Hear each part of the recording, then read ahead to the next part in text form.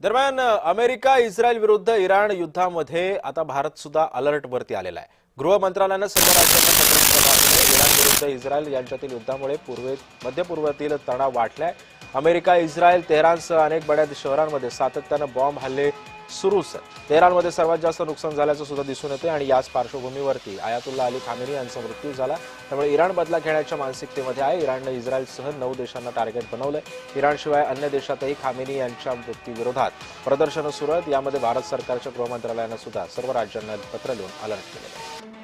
दरम्यान या पत्रामध्ये काय लिहिलं ते आपण पाहतो। इराणवर अमेरिका आणि इस्रायल हल्ल्याच्या पार्श्वभूमीवरती भारतामध्ये संभाव्य हिंसाचारापूर्वी सतर्क राहा। 28 फेब्रुवारीला हे पत्र प्रसारित केलं होतं, ज्यामध्ये राज्यांना भडकाऊ भाषण देणाऱ्या इराणी कट्टर समर्थकांची ओळख पटवा असं सांगितलं होतं।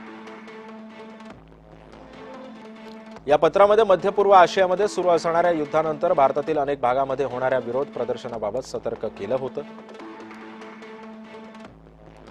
कायदा सुव्यवस्था राखण्याच्या दृष्टीने आवश्यक उपाययोजनांबाबतही पत्रामध्ये उल्लेख करण्यात आला आहे।